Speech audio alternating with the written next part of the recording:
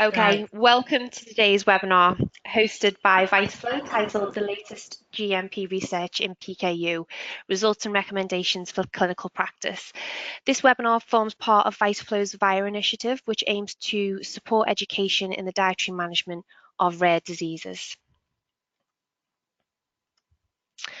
The webinar today will last approximately 60 minutes and will include time for questions at the end. If you would like to ask our speakers a question, please use the chat function on the GoToWebinar toolbar during the presentation to type your question and opt to submit to the organisers. All questions will be screened and a select number will be answered by the speakers at the end of the presentation. A certificate of attendance can be downloaded from the handout section of the toolbar. VitaFlow is delighted to introduce our speakers for today's presentation. Firstly, I'd like to introduce Anne Daly. Anne is a specialist metabolic dietitian and joined the Birmingham Children's Hospital team in 1995. After gaining a foundation in many aspects of paediatric dietetics and a master's degree, an opportunity arose to specialise in paediatric dietetic metabolic disease. In 2013, she became a part-time PhD student at Birmingham University. The title of the thesis is The Nutritional Profile of Special Feeds for Inborn Errors of Protein Metabolism. Anne has an outstanding record of achievement, evidenced by 40 publications, 82 abstracts, and invitations to speak on work produced within Birmingham Children's Hospital, both within the UK and globally. She is a member of the working group of the BDA University of Plymouth Master's Course on IMD Dietetics and the current chair of the Dietitians Group of the BIMDG. Secondly, we have Professor Anita MacDonald speaking today. Anita is a consultant dietitian in inherited metabolic disease at Birmingham Children's Hospital in the UK and an honorary professor in dietetics at Plymouth University, UK. Anita has a wealth of experience in paediatric dietetics, having worked as a clinical dietetic specialist for 40 years. She is a fellow of the Royal College of Paediatrics and Child Health, and her involvement in aspects of inherited metabolic disease has spanned most of her working life. Professor MacDonald obtained her PhD in phenylketonuria in 1999 and is actively involved in all aspects of inherited metabolic disease research and development in this discipline. She has extensive research experience with more than 400 publications and has lectured in more than 30 countries on the topics relating to nutrition. VitaFlow would like to thank both of our speakers for taking the time to present for us today. And without any further delay, I'd like to firstly hand over to Anne Daly. Thank you, VitaFlow, for this opportunity to talk on our journey of GMP. First of all, good morning or good afternoon or possibly good evening. I'm going to start with the very basics of why we did our research. And this is an important part to a bigger jigsaw puzzle. So where does GMP come from? Well, it originally comes from cow's milk, and we know that cow's milk is a diverse substance and makes many products, of which one of them is cheese. And when cheese is formed, we know there are two important proteins. One is casein, which is largely insoluble, and one is whey, which is soluble. I'm going to concentrate on the casein component. Casein is broken down into kappa casein, which is further broken down into para kappa casein and something called casein macropeptide, CMP. Now, CMP is not insoluble, it's soluble, and therefore it's found in the whey part when cheese is being made. And it's a 64 amino acid phosphopeptide. It's got many glycosylation sites, which are populated by sugars, and so our CMP becomes GMP. Now, GMP is not a new protein. It's been around for many years, but it is a unique protein. And it's unique because actually it's very low in essential amino acids, one of them being phenylalanine, which makes it a suitable candidate for a protein substitute. We need to remember that before GMP can be made into a substitute, it needs to have additional amino acids added to it. We also need to be aware that only pure GMP contains no phenylalanine.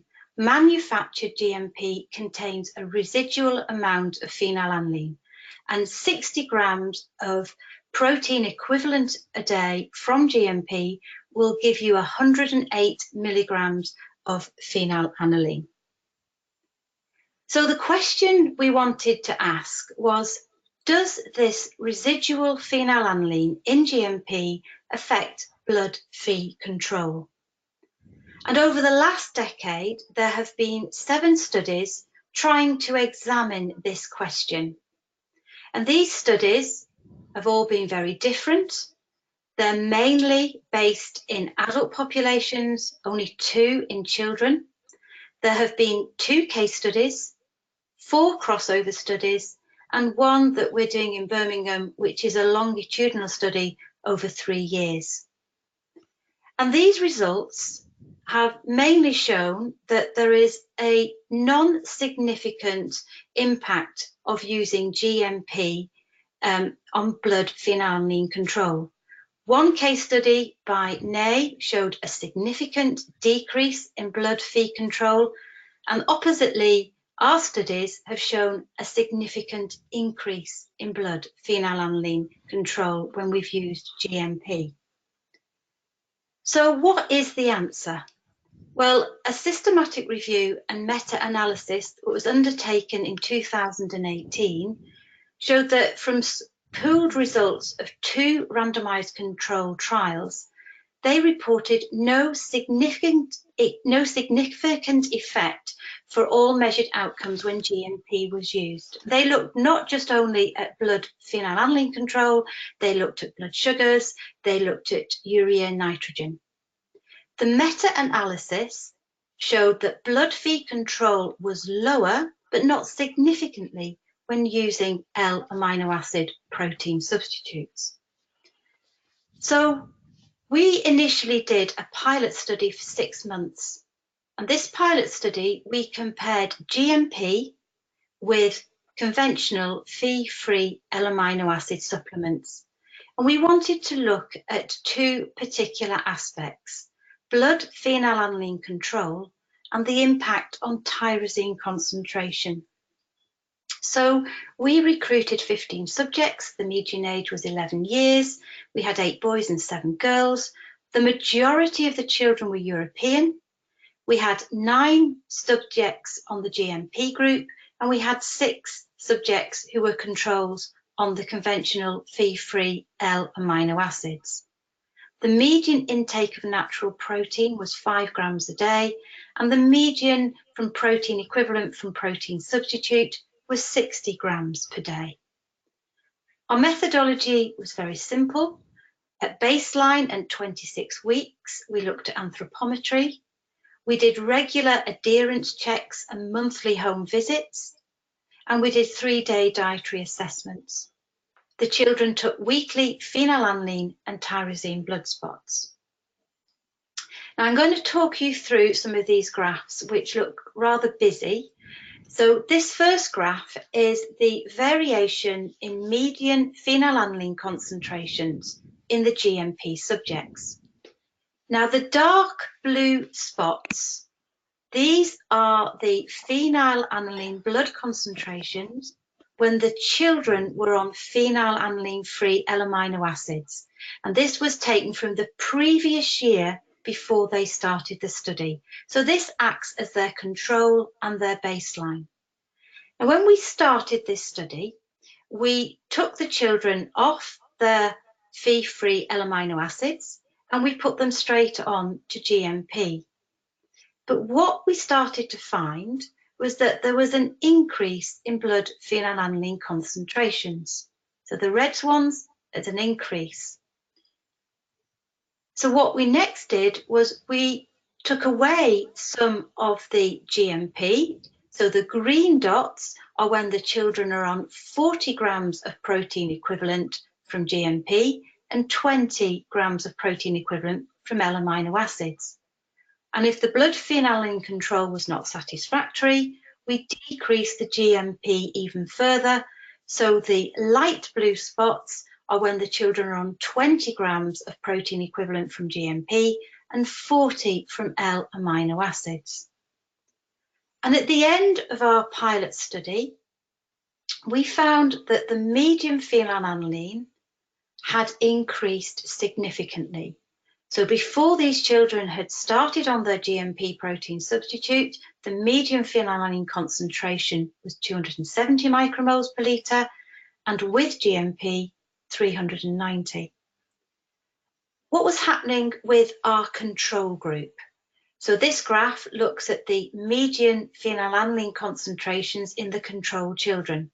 Again, the dark blue is when the children were on their L-amino acids the previous year before they started the study, and the light blue is when they started the study as a comparison with GMP. And what we can clearly see is that some children stayed the same, some children decreased, and some increased. But overall, there was a non-significant decrease in the median phenylalanine concentrations. Now, what was happening with tyrosine concentrations? In our GMP group, at the end of the 6-month study, we found that the median tyrosine concentration significantly decreased. Although it decreased, it wasn't clinically deficient, but there was a decrease. When we look at the median tyrosine concentrations in our control group, we can see that they stayed very steady and there was no overall change. So we then had to ask the question, why was blood phenylalanine concentrations increased? So we looked at various aspects to try and explain why the phenylalanine concentrations would increase. And if we look at the theoretical contribution of phenylalanine from GMP, when children are taking 60 grams of protein equivalent from GMP, we can see that if you're only on a small amount of protein a day, 4 grams, and you take 60 grams of protein equivalent from GMP, you get an extra 45 increase in GMP. Phenylalanine is increased in the GMP. If we look at children who are on a more generous allowance of protein, that increase is only 6%. So could this explain why we were getting the increase? We took a closer look at the dietary intake in the two groups. So the blue is the GMP group, the control is the pink. Prescribed intake in both groups was 5 grams per day. But the actual intake when we did the dietary assessments was double that. And that's normal because we're accounting for the extra phenylalanine coming from fruit, vegetables, and low protein foods. But at baseline, it was very similar, non-significant in the two groups. And at the end of the 26 weeks, there was a slight decrease in the phenylalanine intake in our GMP group, slight increase but non-significant in our control group. So what was actually happening with the phenylalanine intake specifically in the GMP group? So again, our prescribed intake was 5, baseline was double, but at 26 weeks, we found that there's a non-significant slight increase in the amount of phenylalanine intake when these children are taking GMP, but not enough to account for this rise in phenylalanine blood concentration. So our next line of thought was to actually look at the amino acid composition we were using in our GMP product. And we know that the amino acid composition has a huge impact to play biochemically on blood-brain barrier. So we looked at the amino acid concentration in our GMP product, and we compared it with 3 other products. And we found that for histidine, for leucine, for tryptophan, and particularly for tyrosine, the concentrations in the GMP product we were using were much lower than in other products with amino acids. So what we did was we reformulated the GMP. The amino acid content now matched those of other L-amino acid products, and we increased histidine, leucine, tyrosine, and tryptophan. So the next thing we also did was we found that the phenylalanine concentration had increased in our GMP group. The tyrosine concentration had decreased significantly. We know that we had to very closely monitor blood Phe control when introducing GMP. There was a possibility that the dietary intake of natural protein may need adjustment, and we needed more research using this modified GMP. So our next chapter was an observational study. This was a 12-month longitudinal study where we were using the modified GMP compared to L-amino acid protein substitute. So what differences were made? Well, we recruited more subjects, so now we had 48 PKU subjects. The median age was 9.2 years. We had 28 boys and 20 girls. The majority were European subjects, just 2 Asian children. The median natural protein intake was 5 grams a day, and the protein equivalent from protein substitute was 60 grams per day. And this time we introduced GMP very slowly. If phenylalanine was within target recommendations for 3 consecutive weeks, 20 grams of protein equivalent from L-amino acids was replaced with GMP. Our methodology remained the same, so we had 29 in our GMP group, 19 in our L-amino acid group. The baseline data was from the previous year, and we observed these children for 12 months. So we did regular anthropometry, we did regular checks in their homes to make sure there was compliance, we did 3-day dietary diaries, and the children did weekly blood Phe and Ty concentrations. And again, we'll take you through these slides. This is a mixed linear model approach, and this is the phenylalanine concentration for our GMP and L-amino acid groups. The blue is the GMP, the pink is the L-amino acids. And what we found is that if we look at our blue group, which is our GMP group, we can see that there was a significant increase in phenylalanine concentrations from baseline to week 52. And although the L-amino acid group increased, it wasn't a significant increase. Next, if we look at our tyrosine concentrations in our blue, which is our GMP group, and our L, which is our amino acid group, pink group, we find that this time using the modified GMP, phenylalanine is higher, but it's not significantly higher than in our L amino acid group. We also particularly were concerned about the children under 12 years of age, because we know that it's very important to keep their phenylalanine concentrations below 360. So we looked at 25 in our blue GMP group and 9 in our pink L-amino acid group.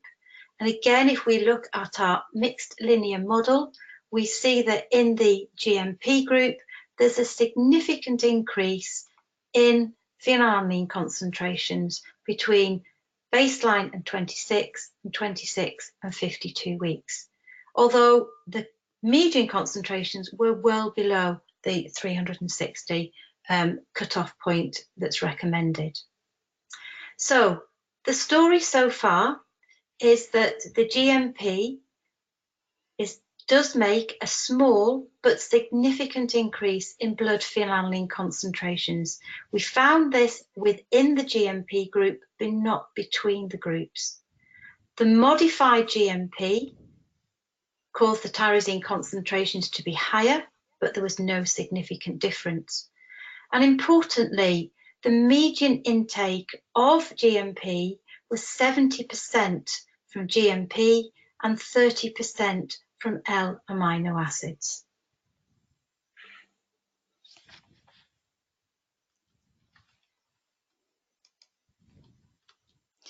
Well, good morning, everyone, from a very pleasant morning in Birmingham. I will just move on to my slides. I'm going to continue the story with 2 more studies and really to take the flow from Anne. Certainly, one of the things that we saw in the initial studies was that children could tolerate the GMP to a degree. So they could tolerate up to round about 3/4 of their protein equivalent intake from the GMP. Anything more than that, it was starting to affect the phenylalanine levels. What we wanted to do, though, was to see what would happen to blood phenylalanine levels when we gave all their protein requirements, all their protein equivalent requirements from GMP. We also wanted to see the impact of GMP on 24-hour blood phenylalanine variability, and this led us on to the study I'm going to tell you about now. Now, this was a randomized controlled trial where we looked at 24-hour blood phenylalanine variability. And each patient had to do 3 arms of the study. They had to take all their protein substitute requirement from GMP, and we didn't adjust for the phenylalanine content of the GMP in the remaining diet. So they had the GMP plus they had the usual prescribed phenylalanine intake. Then they followed an arm where they took the GMP, but this time the amount of phenylalanine they was having from the GMP, we deducted this from their prescribed amount of phenylalanine. So we did an adjustment for the phenylalanine content of GMP. And the third arm that they had to follow was that they took all their special protein, the protein equivalent from the usual amino acid supplements only and no GMP. And this is what the study looked like. We actually studied 18 children in this study. The median age was 10 years. They range from 6 to 16 years. Again, the median amount of protein equivalent these patients was taking was 60 grams per day. The amount of natural protein they was taking was 5 grams per day. And almost all the patients, except one of them, was taking GMP prior to entering this study. 6 actually had managed to take all the requirements from GMP without any big effect on blood phenylalanine levels, and 11 was taking partial amounts of their protein substitute requirements from GMP. So here we have the study design. They had 14 days on GMP only with no phenylalanine adjustment in the usual prescribed phenylalanine intake in the diet. They had 14 days on GMP, and we took the phenylalanine content from the GMP provided from the rest of the diet, and they had 14 days on amino acid supplement. And this was quite an intensive study because on day 13 and day 14 of each study period, they had to take 4 hourly blood spots, and they did this at 4 o'clock in the morning, 8 o'clock, 12 midday, 4 o'clock in the afternoon, 8 o'clock at night, and 12 midnight. At the same time, we tried to give them a standardized diet, and we ensured that the protein substitute was given at the same time throughout the 48 hours they collected the blood spots. Now, how on earth did we ensure that patients did all of this? Well, we had a secret weapon, because while the patients was taking all the extra blood spots, we did all of this at home in the home environment, but our secret weapon was Anne Daly, of course. We put her into the homes and she helped the patients throughout that 48 period. She virtually lived with them. She did go home at night to sleep, but only for a few hours.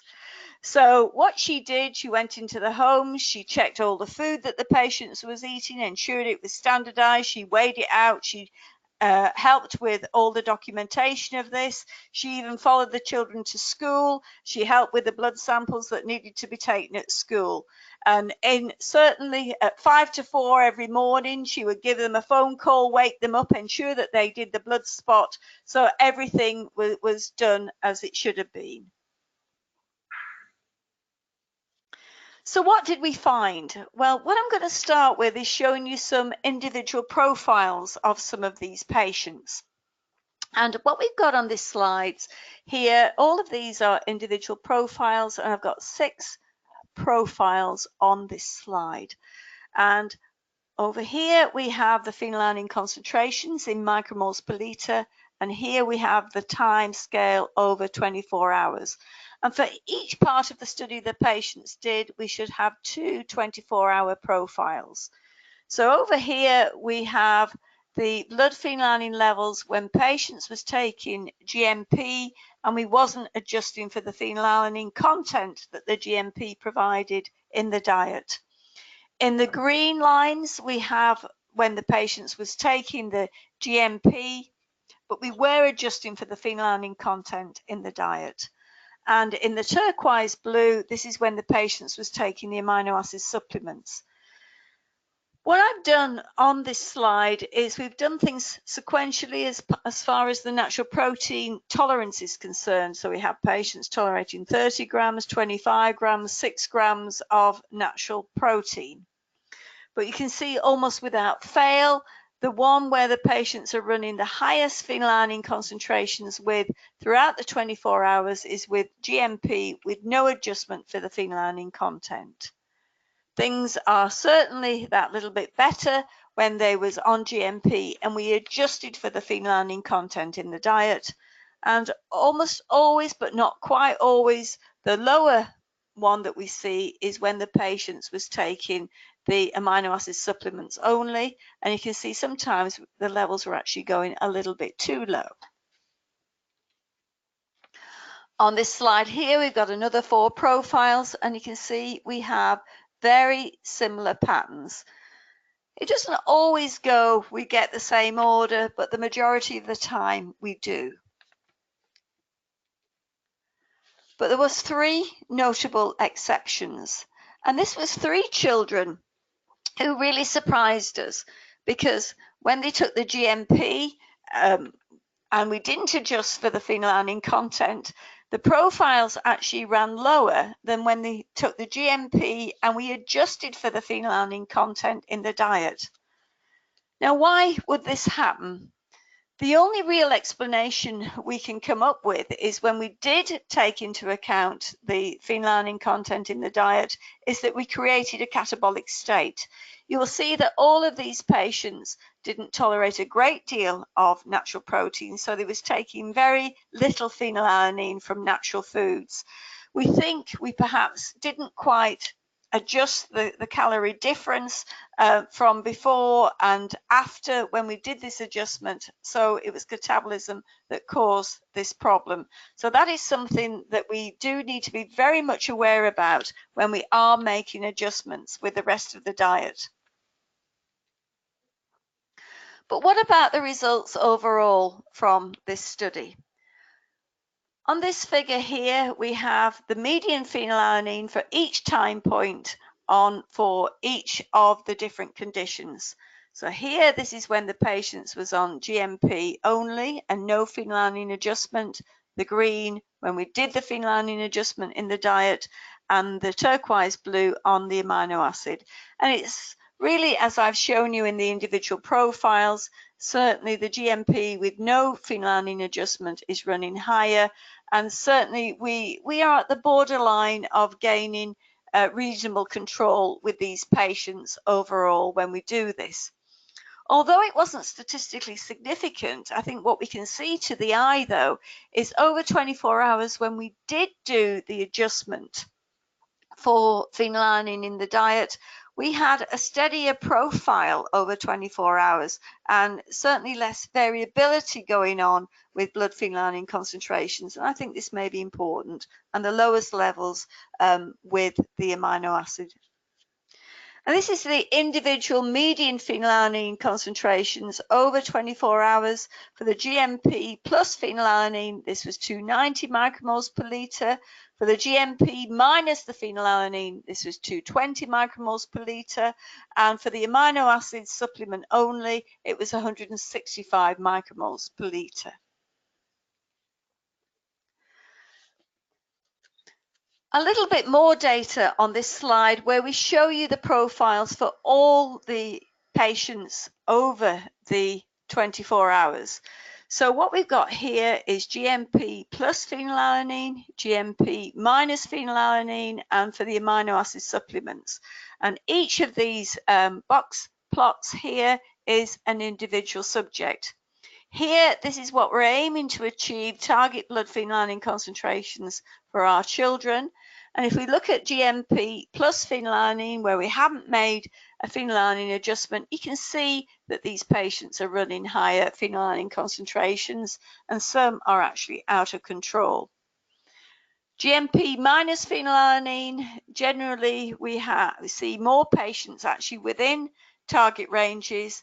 This patient was one of the flyers that had higher blood phenylalanine concentrations when we did the phenylalanine adjustment. And when we was using L-amino acid supplements only, you will see we were starting to get the lower blood phenylalanine concentrations when we looked at the median levels within the 24 hours.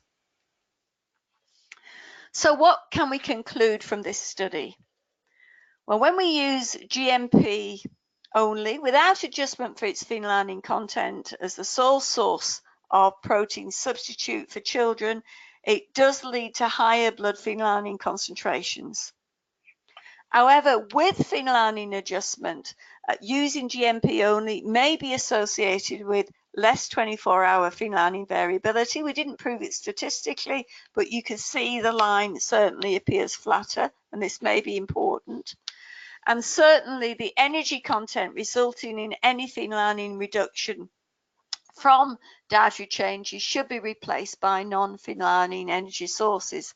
However, from the data that we've got, we feel comfortable that if GMP is carefully introduced into children's diets, certainly over the age of 4, by giving them 20 grams of protein equivalent at a time, and watching very carefully and systematically what happens to the phenylalanine levels, that we can introduce GMP to a degree, but we may not be able to completely replace protein substitute with all children without making some adjustment for phenylalanine content of the diet. And we've got to do this carefully, and we've got to take into account the energy content of any adjustments that we're doing in the diet.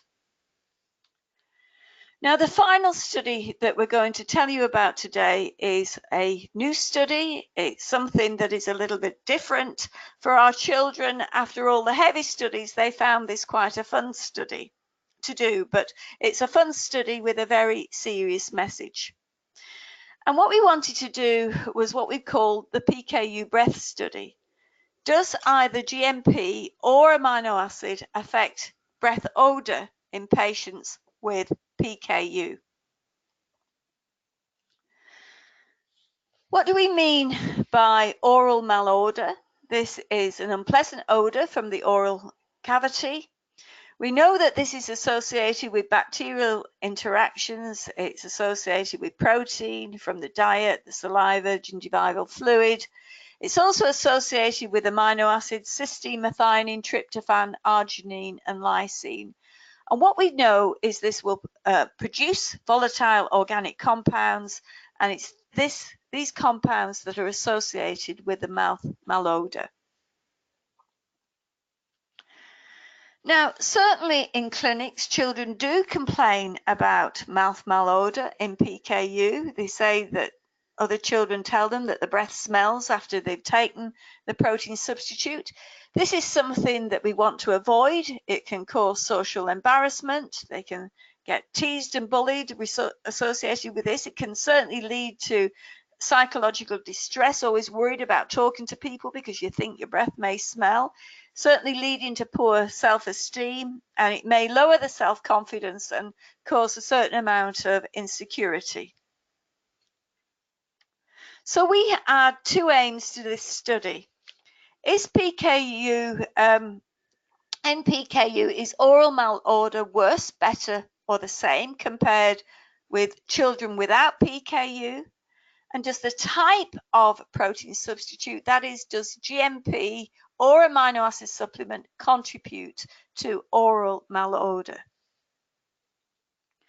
Now, this was just a pilot study, but it was a randomized crossover study. It had a very simple design. We took a group of 20 children with PKU. They had to be over the age of 4 years. They spent 1 week on GMP, and that provided all the protein substitute requirements. And they had another week where they had all the protein substitute requirements from an amino acid supplement. And we compared the children with a control group. These were healthy controls. They was usually the friends of children with PKU, and we matched every child for their age, and we matched every child for the gender, and we matched every child for their ethnicity. And what we had to do with this study is that the children had to breathe into this machine, this gas chromatogram, and this collected the breath. They breathe in for 7-8 seconds, and then they breathe out again, but it collected the breath, and then this analyzed the volatile organic compounds. Now, what I should say before I move on any further, I talk about the royal we when I'm discussing this study methodology, but all of this work is really the work of Anne Daly. She's the study leads. I'm just the helpful technician with all of this. But we also worked with another study group with this study, our colleagues at Warwick University, who are experts at looking at malodor, and they work with a number of different conditions. And I have to introduce this young man in the middle of the slide, a guy called Akira, who did all the measurements and all the analysis for us.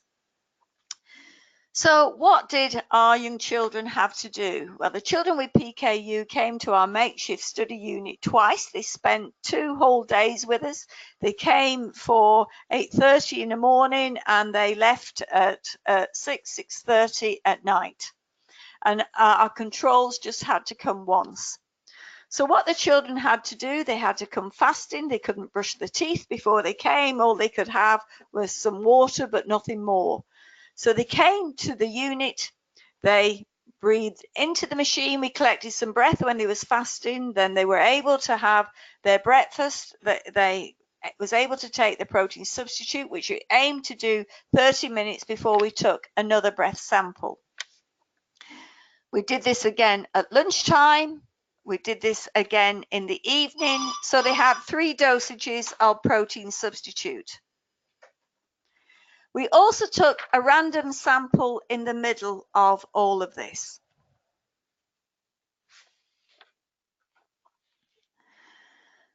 At the same time, we had the children collect a questionnaire. They completed the questionnaire, and we asked them, did they worry about the breath smelling? And what we did here, we asked them, were they worried that it smelled? They could answer not at all, a little, neutral, mostly, or lots.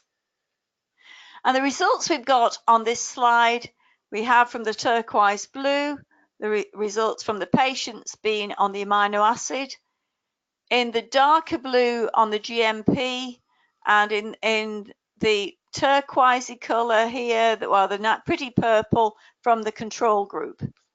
And what you can see is the patients either on the GMP or the control children weren't that worried about the breath smelling. It wasn't a big problem for them on the whole. Certainly for the children who was taking the amino acid, just under 40% said it was a problem. It certainly wasn't a problem for some of them, but round about 4 out of 10 said it was a concern. So let's look at what we found as far as the volatile organic compounds were concerned.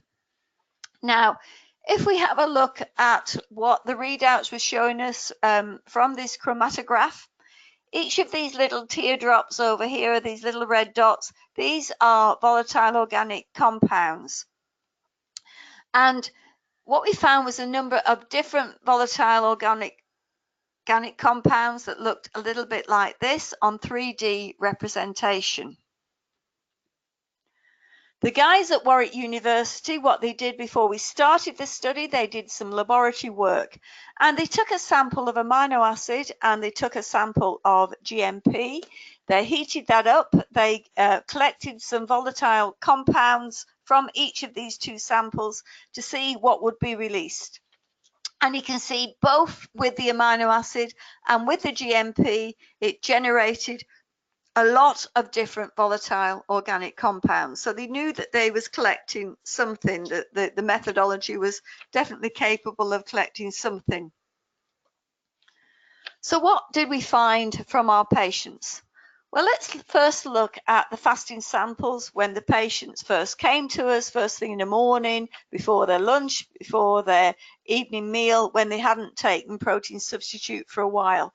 And certainly what we got from over 600 samples, there was very little difference in the fasting samples with the number of volatile organic compounds that was produced between the healthy volunteers and our PKU subjects taking the amino acid supplement and taking the GMP supplement. The results were virtually identical.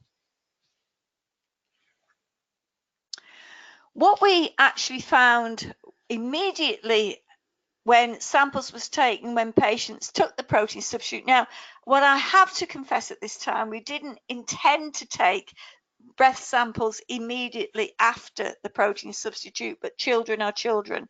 And sometimes it took a long time to take the protein substitute, and we had no choice but to take their breath samples immediately after the protein substitute. This only happened on a small number of occasions, but we were glad that this actually did happen because of the results that we actually got, and it helped us interpret this. And I emphasize that this was a pilot study. We had no idea what we was going to get in terms of results from this study.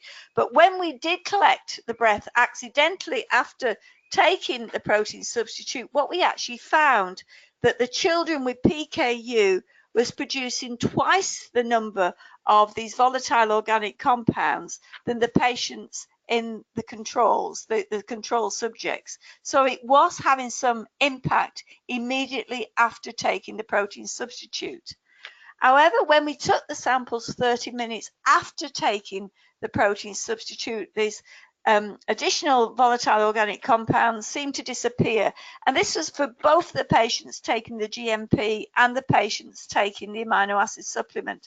So any effects of breath malodor as a consequence of taking either protein substitute appeared to be transient. And we think it may well be that the water that they was taking with the meal or the food itself was acting as some kind of washout. And so therefore, after 30 minutes, the breath samples from children were not substantially different to that of the control children. So what can we conclude from this study? That children with PKU have more volatile organic compounds in their breath immediately after taking the protein substitute, that these volatile organic compounds appear to disappear in all subjects after 30 minutes, and certainly the protein substitute, whether it was GMP or the amino acid supplement, appear to just have a very transient effect on the exhaled breath. But this is a piece of work that we want to do more work on, particularly taking and collecting breath samples immediately after taking the protein substitute this time, and looking at the effect of potential washouts like taking water or taking food immediately after the protein substitute. So hopefully we'll have more results to report later on in the year. So what we've done is taken you through the history of our work with GMP so far. This is an ongoing study. The studies that we've shown you is part of a 3-year project. The projects all come to an end at the end of this year, and we've got a lot more data to share with you, but we've shown you how we've developed the GMP protein substitute over time.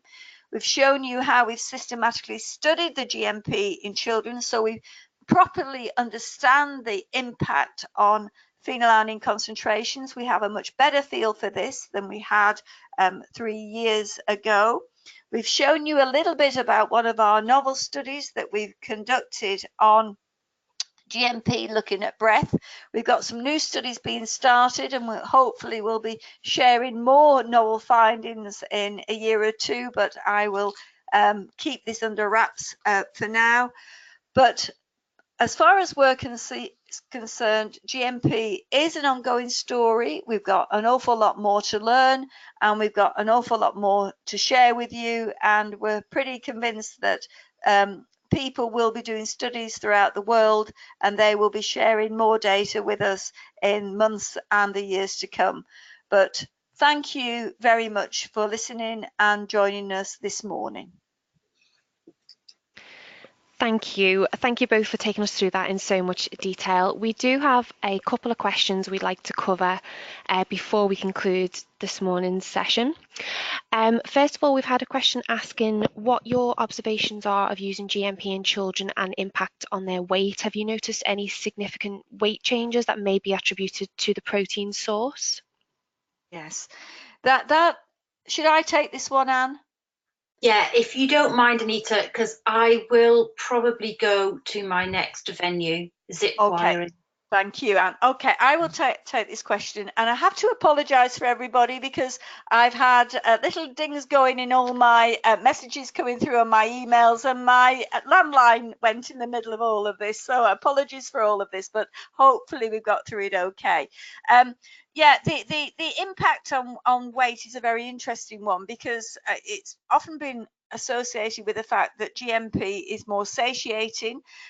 We will be producing more data, and we have actually more data looking at the differences in calorie intake and looking at the differences in appetite. When we first started using the GMP, and after the first year of study, if anything, we found a trend that our patients were gaining more weight with the GMP. The GMP product we used was a powdered product, and what we found that some of the patients was doing, they was choosing to use low protein milk to mix the GMP product with. And of course, by using the GMP milk, this was adding many more calories. What we've done is minimize this practice, and children are now mixing this with water only. And what we've actually found at the end of 3 years, the weight has stabilized out, or I should say the end of 2.5 years data, the weight has stabilized out. And in fact, if anything now, we're starting to find that the fat-free mass in our GMP group is actually better than the amino acid group. But I have to say, we've completed data now on 27 out of 50 subjects. The fat-free mass in both groups has improved with time, but a little bit more with the GMP. So it really depends on how you use the GMP, what you mix it with. We've got to be careful. We've got to be aware of it. But I can't say that we've observed anything to show that it's any more satiating. And it's like everything else, we've just got to be careful with the way we use it and advise it and monitor weight carefully. Thank you. We've had another question asking more practical. What time and how frequently would you recommend doing Phe levels? And would you recommend tyrosine levels are done when introducing GMP as well? Okay, well, certainly with the tandem mass, we get tyrosine levels at the same time as using doing the phenylalanine concentrations. We haven't changed a practice in regularity of measuring phenylalanine, but I have to say we measure phenylalanine more with our patients than is recommended by the European guidelines. So all our children actually do weekly blood phenylalanine concentrations anyway, and certainly that's what, if people don't usually do weekly blood phenylalanine concentrations, I would recommend doing that at the start of using GMP, so you can pick up any patterns in change.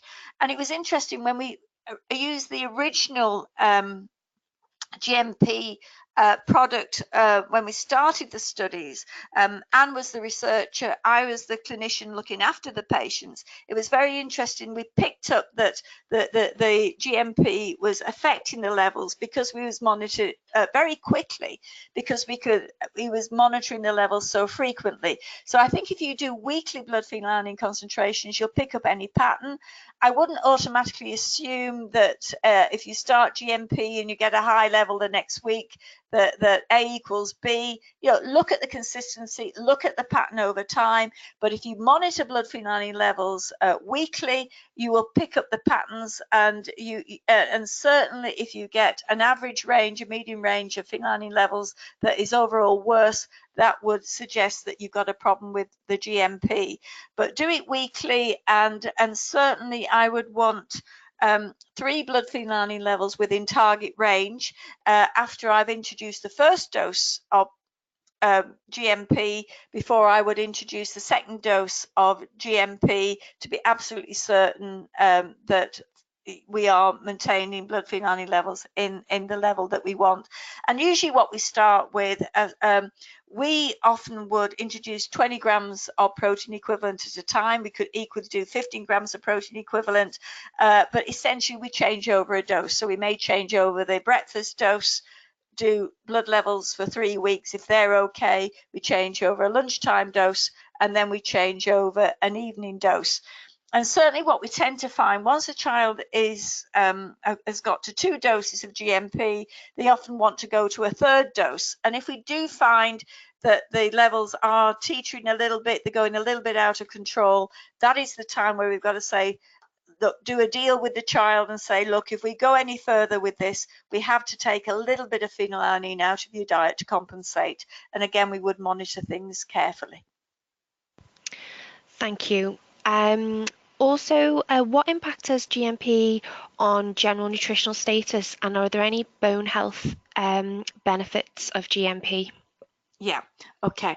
Certainly in terms of nutritional status, we haven't shown you this data today, but Anne has done a number of really intensive measurements. What we've got is a good population group as far as nutrition is concerned anyway.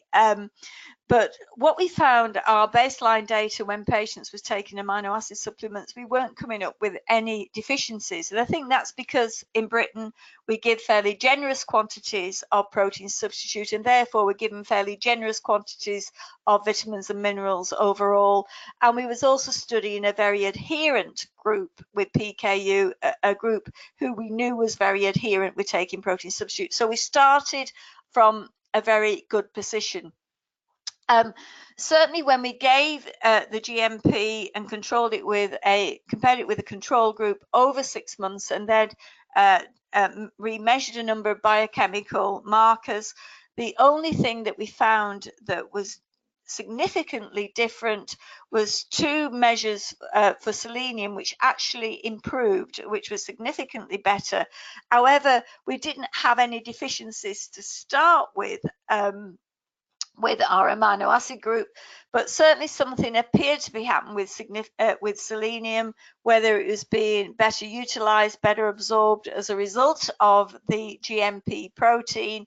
There appeared to be certainly something going on, and I think this has been shown in the world of normal nutrition as well. So that was the only thing that we found that was much different.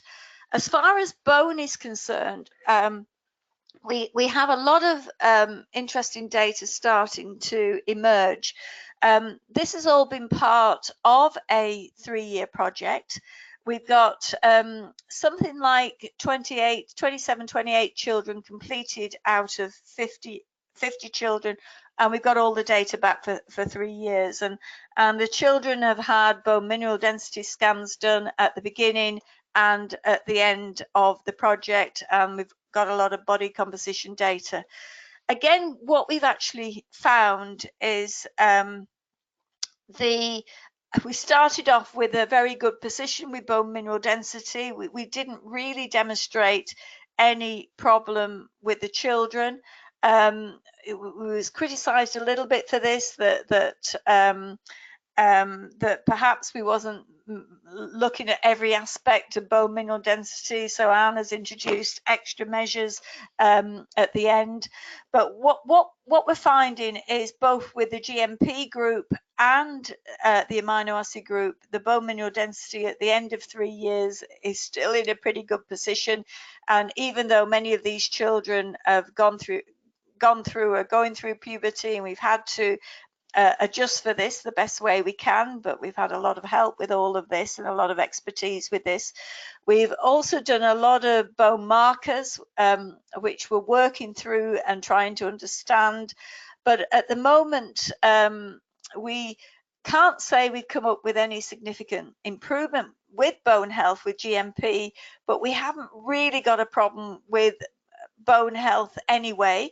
We do appear to have some gender differences, which perhaps we would expect with boys and girls with the bone health.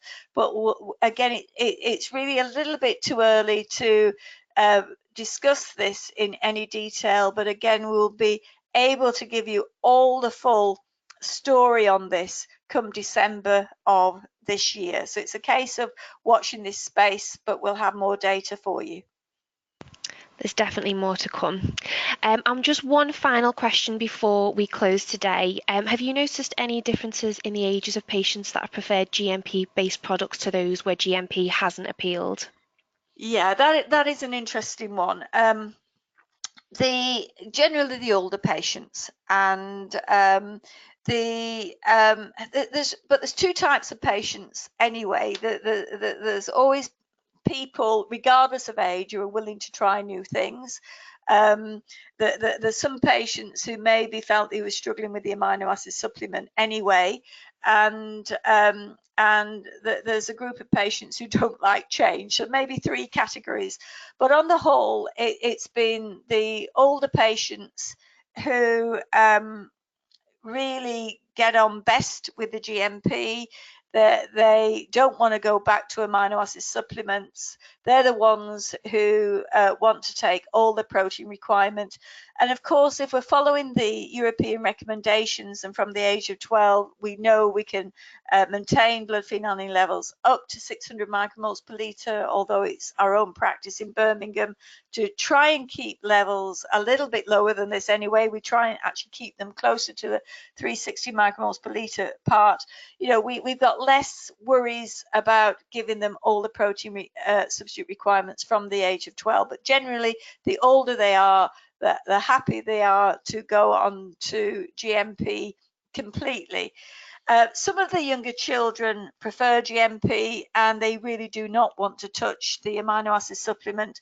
But 1 or 2 of the children who've now finished the GMP project wanted to go back to their amino acid supplement. What we've got here is we've got choice, and it's great that we've got choice. And I think it's certainly with the patients who are often tolerating that little bit more natural protein, or they may be, pushing the limits a little bit with the diet. They're the ones who really prefer the GMP to the amino acid supplement. But I say it's important that we are able to give our patients as much choice as we possibly can, and they have the ability to try the different products. Agree, more choice is definitely better. Thank you for that. Once again, I'd like to thank both Anita and Anne for presenting today. We hope the presentation today has been informative and helped advance your knowledge on the research that is being conducted in this area. This concludes today's webinar. Please do take the time to complete the rest of the evaluation questions before you leave this session, and download a copy of your attendance certificate from the handout section. Goodbye and enjoy the rest of your day.